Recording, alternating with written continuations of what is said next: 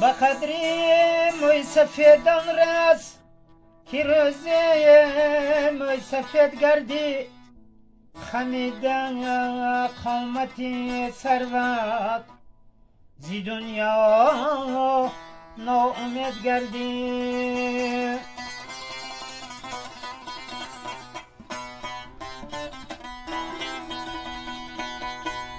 چو ارزایل سری بالین بیاید بهر جانگیری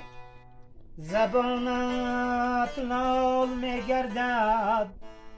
بلرزه برگی بید گردی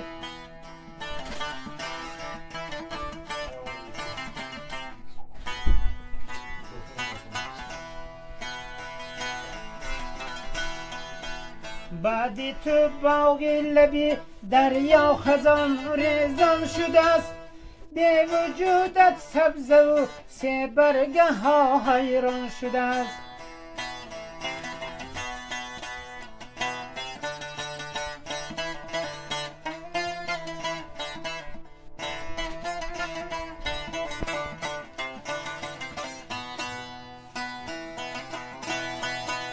هرگه های این مکان مانندی من پزمان شده است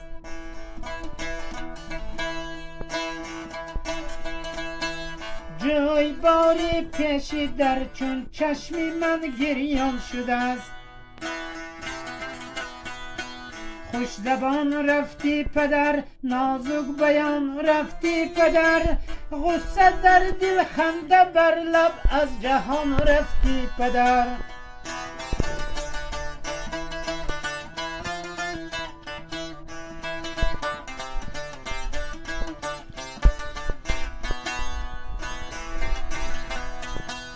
بعد تو همسایه ها را من چیسان شادان کنم جان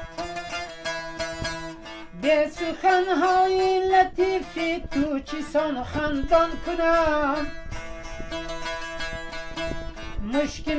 بر سر فتا دست تو چون آسان کنم درد تو درمان نشد خود را چیسان درمان کنم خوش زبان رفتی پدر نازک بیان رفتی پدر غصه در دل خنده بر لب از جهان رفتی پدر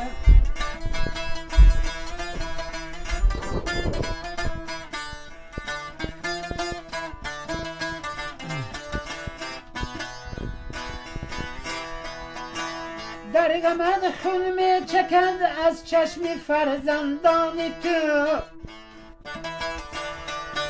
چون درختانی قطاری تو جگر بندانی تو این همه دستی دعا از سوی فرزندان تو جنتی فردوس بادا منزلی سامان تو خوش زبان رفتی پدر نازک بیان رفتی پدر غصه در دل خنده بر لب از جهان رفتی پدر